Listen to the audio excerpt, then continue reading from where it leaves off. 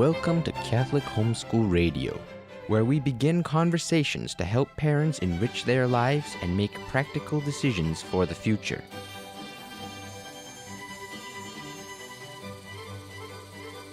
Thanks again for joining us at Catholic Homeschool Radio. Priscilla McCaffrey here, and I'm continuing a conversation on sports with Sabrina Seidman and Jennifer Suess. And we really would like to get our kids out there to play, to have fun, and learn to compete. And as we said earlier, communities have sports programs for the younger years, but that becomes less of an option for the older kids since the public high schools have most of the sports teams. Sabrina Seidman just told us about how she formed a volleyball team for high school homeschooling girls, and they have become extremely successful. And Jennifer Suess is here too, and she's about to tell us about the tennis program she set up. Sabrina also participates in that program. She has 6 kids, so I want her to jump in anytime too I beg your pardon, she has 7 kids. Okay. And then Jennifer has 6, right? Right. Okay. Jennifer, what is your background in sports again? And sports management and club teams? Sure. And et cetera, et cetera. My personal experience growing up with sports? Yeah. Well, I was a figure skater. I figure skated through high school, not competitively, but, and I went to a public high school, so my experience with sports in high school is limited to badminton. But one of my friends convinced me that would be fun, and it was. You were lucky to have that option. Yeah, so that was my experience with competition, and that was a lot of fun. Were you on a team? Yeah, it was a badminton team, so we got in a bus and went and competed against other teams. Where did you grow up? This was Great Neck, which is on Long Island in New York. Okay. Yeah. Sabrina, do they have badminton teams in Westchester County? No, we're going to start one. I think that's a good idea. Right, yeah, ping pong, badminton, just low impact. Curling. Oh, no, that's not going to happen. Curling. It's not a boot to happen. And you said that your children participated a little bit in local sports, swimming, and a little bit of tennis. Yes, they did. And I came up here from Florida in September of 2011, and then in the summer of 2012, that's when Monica participated in one of the in the tennis session that you set up. Was that the first time that you did that, or? Well, it started. We're in our 6th year right now. Oh, okay. Yeah. So we're in our 6th year right now. It started very small. I think Monica probably joined on a little bit later because when it started, it was really just my oldest son and two other boys, and that was it. So you were up in New Milford, and you had them playing just on the courts, and you hired a coach, or how did that happen? Well, the way that it got started was first we started with town Parks and Rec tennis. Oh, okay. And the downside of that really was that the lessons tended to be right around the dinner hour. Oh, right. And we really try and prioritize coming together as a family around dinner time. And between that and when you have then 2 or 3 other children who also want to do tennis and they're at a different level. Now it's not just dinner hour, but it's the hour before dinner hour and the hour after dinner hour. And it's just very hard to get everyone, you're driving yourself crazy driving around trying to get everyone everywhere. Was that in the summer or was it during the school year? It was it was an outdoor court. So it was, in the summer, in the spring, in the fall. Okay. So they're dealing with typical school after kids school hours, yeah, right, exactly.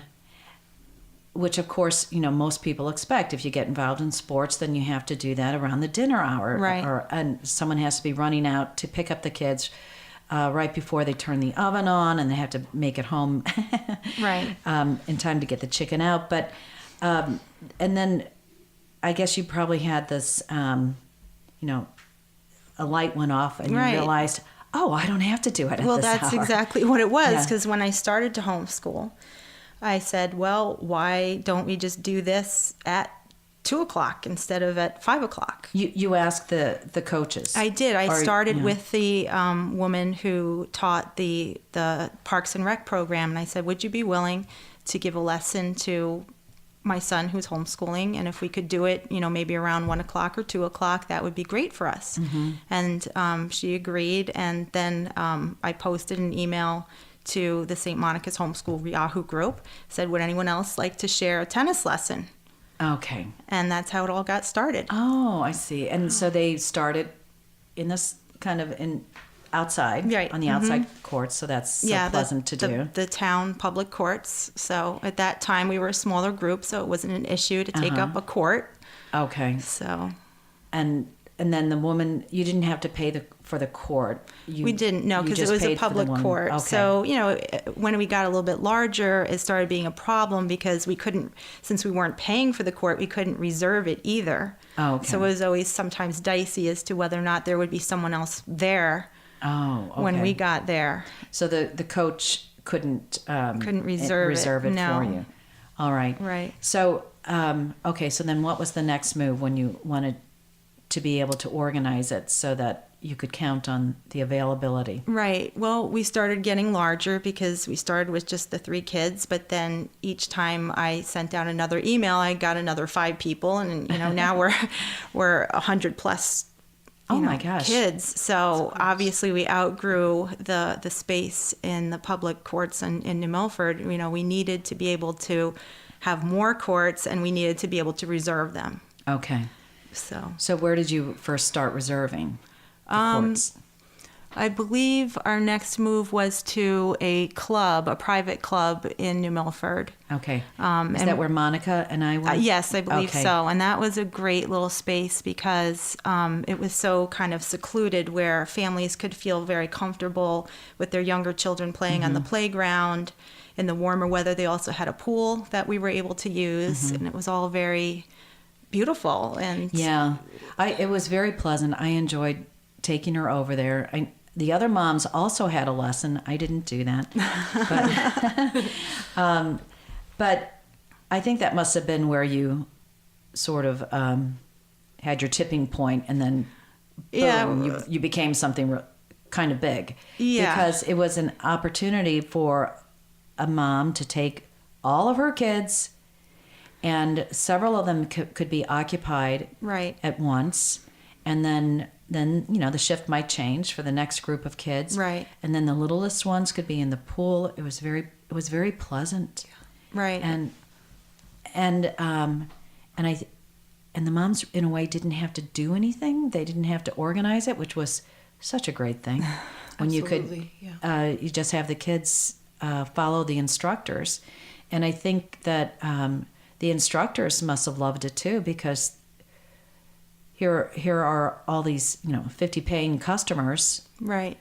You hit on a couple of important things. One of them is that the way I grew this program was to incorporate many different age levels. Oh, yeah. So that was important to me because, as I mentioned, playing the town sports like swimming and tennis, it was difficult to do it in such a way that I was involving all of my children at the same time. Mm-hmm. So with swimming, it was great when they had it outdoors at the lake because the younger children could be playing in the sand while the older ones were in swim team practice. But once they removed the swim team from the lake to an indoor pool, it wasn't that family-friendly environment anymore. Mm-hmm. So with tennis, it was really important for me to build the program in such a way that the younger children could be having a lesson, then the older children could be having a lesson, and while the older children are having a lesson, the younger children can be playing on a playground so that everyone can be there together and we can get sports done,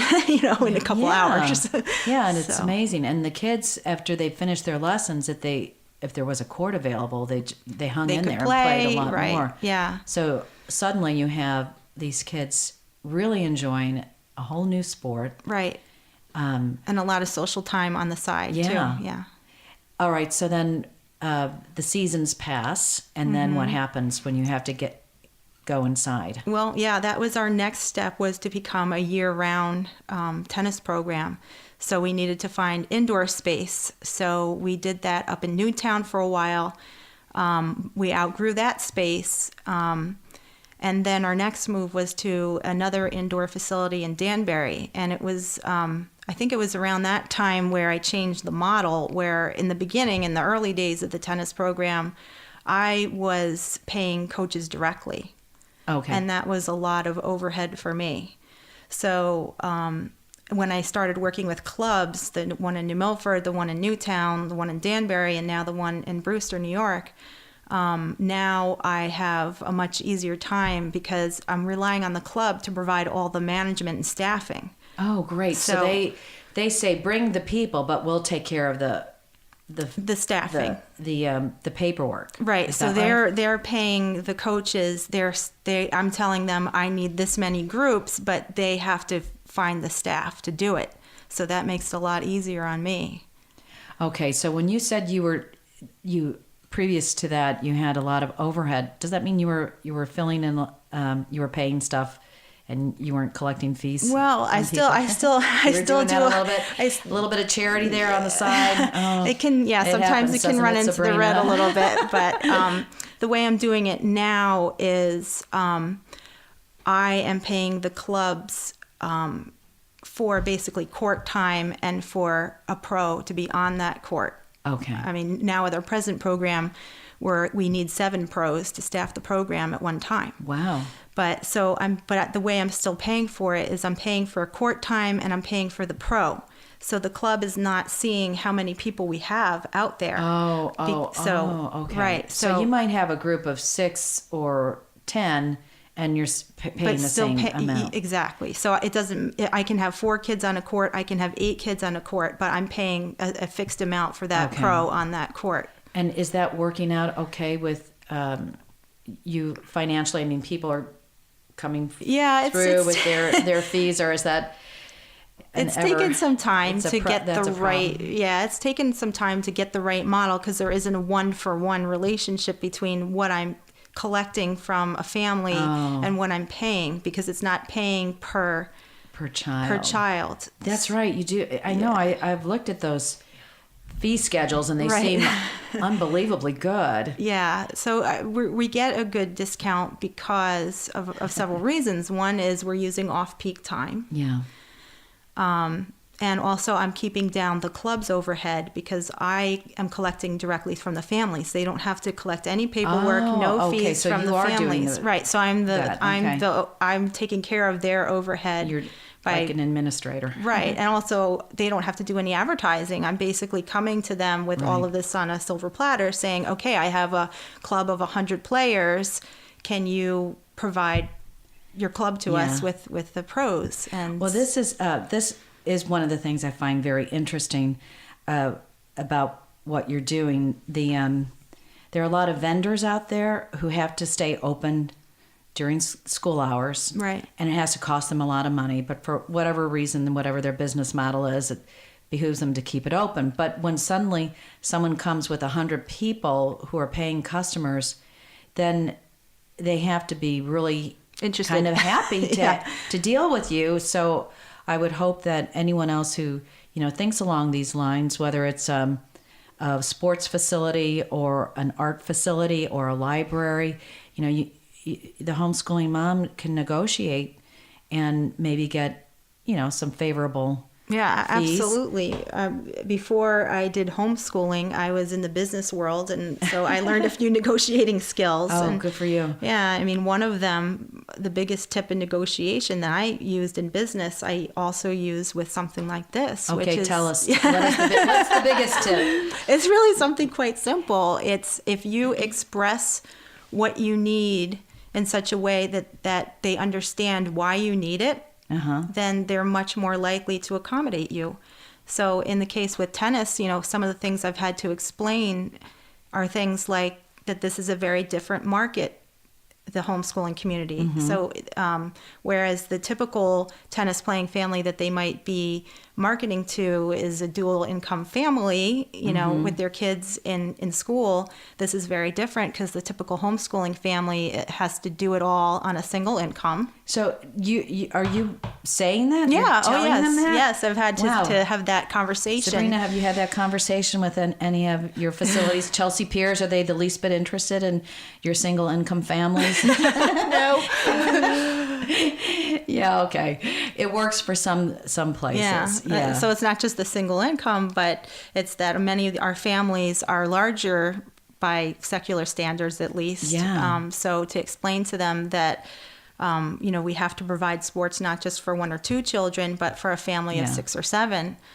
You know, Okay. they have to understand that. I love that because you're not asking for charity. Right. Just for You're asking for what's doable. an accommodation, a Yeah. reasonable accommodation. Right. Yeah, good for Yeah. you. And, you know, we are. And I think they like it. I think it's kind of fun for them Yeah, to it's suddenly find not- a group of it's a not- new demographic. And it's exactly what it is. And they have all of this, like you mentioned, the club is empty in the early afternoon because the schools aren't out yet. So if it's empty, this is the demographic that they can do business with. So they have to understand that demographic, and that's been my role, is to help them great. understand Yeah. it. So, how have the kids been received in the families by management? Very well. I mean, at our current indoor place where we are at our current session, I've had a very good working relationship with the owner there, who's also very actively involved as the tennis director there.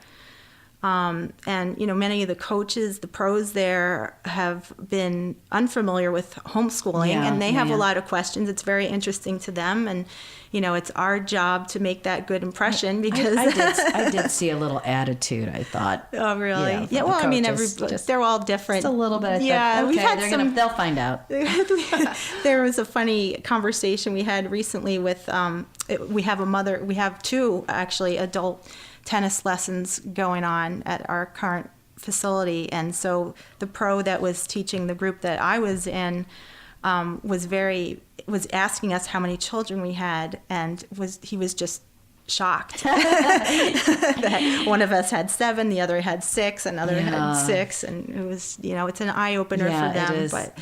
But they also have amazing. very complimentary things to say about our children. That's good. Saying that they are very respectful, that they seem to really be out there having fun, that they're very easy to engage. Oh, good. So, you know, they generally have very good things to say. Yeah. That's good. So, how many sessions are you setting up by now? A year? How many? Right. So we're pretty much year round at this point. So the way I found it works best is we have 7 sessions during the year. Of 6. They're generally lessons? seven weeks. The ones that are in our indoor facility Okay. are 7 weeks each. Okay. And then the outdoor spring, outdoor fall sessions tend to be a little shorter. And lately we've been indoors for the summer only because it's hard to find a place outdoors that can accommodate, 14 group lessons Okay. and do their usual summer business. So that first one that I went to in New Milford, that you outgrew that facility? They're still accommodating us for the spring and the fall when schools are still in session. Okay. But summertime we've gotten a little bit too big for them. Okay. Because like I said, we're, almost 100 players, and that means 14 different groups. We take up at our indoor facility, we're basically taking up 7 courts for, a couple hours and 2.5 hours. So that's a pretty big footprint. Yeah, that is. So let's see. What about you? How are you doing with tennis? Well, actually, the adult or mom's tennis wasn't my idea. It was another mom who, said, "Oh, why don't we, take a tennis lesson too?" And I said, "Okay." And I organized that, and I jumped in there, and I started playing tennis again. I had learned taken a few tennis lessons as a youth, but I hadn't touched it. I feel like I hadn't even run around for years. I know what you mean. I know. So it's been a lot of fun. I'm really enjoying it a lot. And I know. I feel we've gotten a lot better, right, Sabrina? Yes, Yeah. I love it too. I mean, I mentioned Of playing course you tennis, would. and Yeah, it was yeah. because of Jennifer. Yeah. And then, so now what's, you have some teams. Right. That So is a new how- development this year. How did that happen? How old are they and how many on a team? Is it one team or? We have two teams. We have a 18 under team and a 14 under team. And what's kind of unique about tennis is they're co-ed teams. So it actually, in order to play a match, you have to have at least 3 boys and 3 girls at that match, or it doesn't happen. So they have, girls singles match, boys singles match. They have girls doubles, boys doubles. But then they have 2 mixed doubles matches as well as part of every match that we play. So this is a club model, and you play other clubs. Well, Or who are you playing? It's not technically club tennis. It's part of the USTA program, the United States Tennis Association. Okay. So it's an advancing league where we're playing against other teams in our league. But if we do well, we can make it all the way to the nationals and play in Florida this year. Oh, good. Does it look like that's a I don't think possibility? that's going to happen. At the beginning of the season, we actually had some hope, but now I think we might have been surpassed. But, for our first endeavor with this is our first year doing That's pretty team amazing. tennis. That's Yeah, it's amazing Okay. that we've won a few matches. All right. So. We'll let you brag a little bit. Who's on the team? Well, That's that good. we have some players in the older team, the 18 under team, that have some outside experience with tennis, where they've played on other teams or they've done individual tournaments. Is Joseph? Or we're Okay, that's what I wanted to hear. not That's just my allowed. children. Yeah, some of my children are on the team. My 3 oldest are on. 2 of them are on the 18 under team, and I have my daughter Elizabeth, who's on the 14 under team. Oh, So how fun! Yeah. Oh, and then I know your son is going to be playing for college. Yes, he most likely college is. tennis. Yes. Now, who would have thought? I exciting. know it's really this was not your game plan 4 years ago or 6 Yeah, years I wouldn't ago have now. believed that. Yeah. But Most of his experiences come through our little, getting bigger Yeah. tennis homeschool group. So But the great thing is he gets to play all year. right, And yeah. he's not, and he can focus on it and enjoy it. And that's great. Yeah. I'm so glad tennis for him. is a sport where you can play recreationally and Mm-hmm. still stay active, unlike maybe some of the sports like soccer, where Right, once you reach a right. certain age, you're kind of, if you're not going to be serious about it, you're going to have a hard time. You're going to get hurt or hurt other people. That's Yeah, true. with tennis, That's how you it can happens. play recreationally, Yeah. but you can also take it pretty seriously and very competitively, and that's what he's chosen to do. Mm-hmm. So yeah, And then with the college model, but he would just play other guys, right? Or do once they you have get to this- the is college it- level, yes, it's a men's team or a Okay. women's team. And then so even though he'll be stuck in Steubenville, he's gonna chill out in Florida. Yeah, he's looking Oh, forward to that's- doing spring training in Florida already. Oh, yeah, wow. yeah. So they have a Division III tennis team, and Yeah. that's perfect for him. He'll get to play a lot of tennis, and Yeah, enjoy that and take it's that through for the rest of his life. What about Maddie? Has she? Is she still on the tennis team? My children did not join the tennis team because Okay. we do so much I know. basketball and Yeah, that's volleyball. right. Yeah. Even now I have 4 children playing volleyball. Right. Oh gosh. Wow. So, But they are doing the tennis lessons. They do the lessons, and Right. honestly, I wanted them to join the team. Yeah, but I'm they sure are a they'd little be more good. prudent than I, and they were like, "Well, it's too much." Yeah, there's only so much you can do. Yeah. But anyway, your son's future sounds fun. It's That's a exciting. lot Yes, of he's fun. excited. And who We're would excited. have? Okay, so then how many kids do you need to make a team? That minimum was 6, 3 Right, guys, so- 3 girls. Right, but it's safer to have maybe 6 boys and 6 girls, because Okay. the way it works is you will get an email and say, can you make this match at this time, this date? And then Okay. you reply. So they need to get 3 boys, 3 girls as a minimum. Okay. So obviously it's better to have a bigger pool to be able to draw from in case somebody gets sick or injured or they just can't make it All on right. that date. So you just your whole deal is is logistically easier than Sabrina's, because Sabrina has to go out and arrange the scrimmages and the games. Right. Whereas you plug into the National Tennis Association. Right, and we're also club plugged in teams. Yeah, or we're plugged into the club as well, because they're the ones that we're registered. Our team is only our players, but they are still a club team.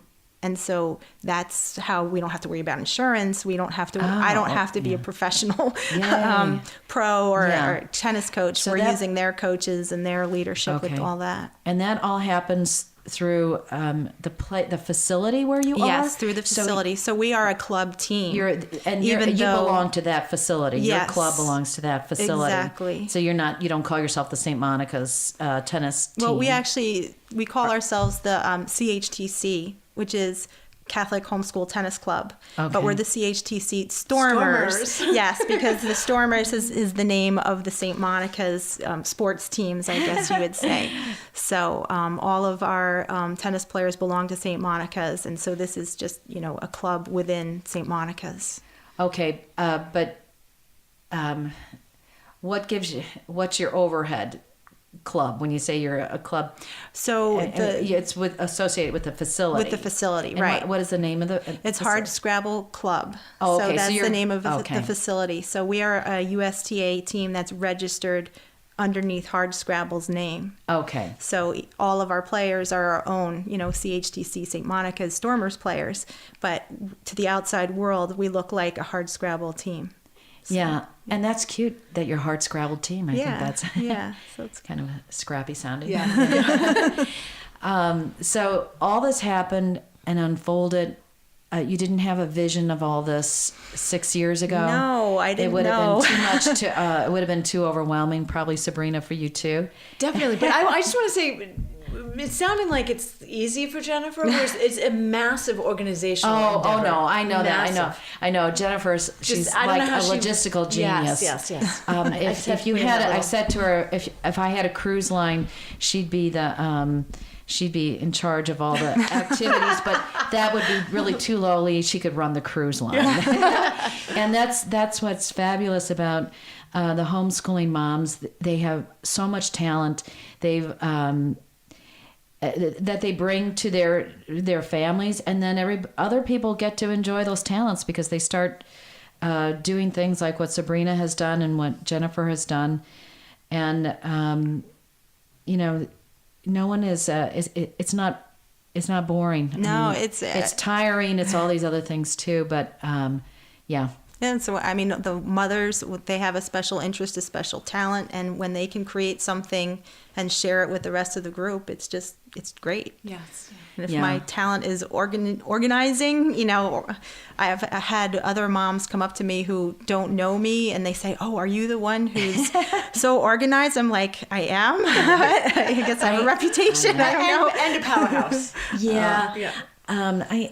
I think we all admire organization, and it's just, I love, one of my favorite things to look at is California closets, and I just look at that awesome closet, and I think we all desire order in our lives, and we have to at least know what it is, so at least I can recognize it. So Jennifer, you got it. No, my closets and as a result don't look like that. My spreadsheets might look like that, but my closets don't look like that. I won't hold it against you. There's another option that we haven't discussed for the homeschooler. Sabrina has one model where you just start getting the girls into the sport or the group of kids, and then you find people who will play against you, and then you build from there. Get uniforms. Oh yeah, get uniforms, get a name, get a patron saint. Yeah. You're ready to roll. Okay, and then Jennifer's model at this point is she's plugged into a larger club, and a lot of things follow from that. When I was in Florida, I appreciated that Tim Tebow was a homeschooler, and he played sports for high school sports for a private school and a public school.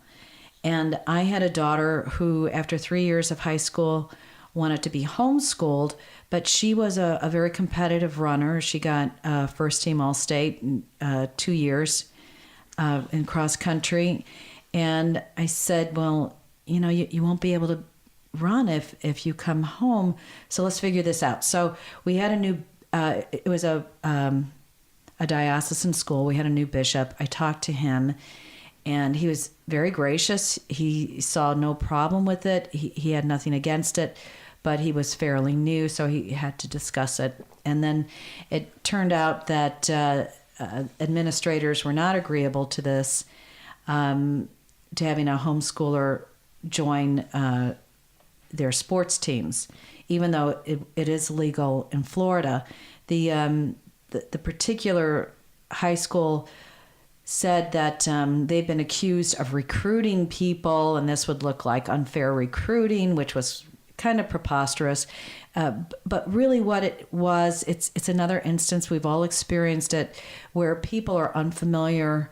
They're unfamiliar with things, and homeschooling is really unfamiliar and threatening to teachers. So they kind of like to keep those people out of their off their turf. So, all right. So we did come up with another alternative for her. She dual enrolled with a college there. So she was at the high school, she could run, but then we had her spending a lot of time in a more agreeable atmosphere. But I had 2 other kids at the time, and there was this beautiful new facility, First Baptist Academy in Naples. God bless them. They were totally sympathetic to homeschoolers, and they incorporated a lot of homeschooling plans into their education model, and they welcomed the homeschoolers to play on their teams. So that was fantastic. Mac got to play varsity soccer for a couple of years. Monica played tennis, and because they were a new school, they were taking 7th graders on their varsity tennis team. So my kids really benefited from that, and I'm very grateful to this school for opening their hearts up, opening up to the homeschoolers, because they know what the difficulties are and why people choose homeschooling. So I don't think we can do that in Connecticut or New York, but I would encourage anyone to look into that for their young athletes. Pick a school that would be sympathetic to your situation, and could be great for your kids, could be great for the team. So ladies, thanks so much for talking with me tonight. This was great. It was very interesting. It's overwhelming what you've both done. God bless you. Thank you so much. Thank you. All right. Bye-bye. Bye.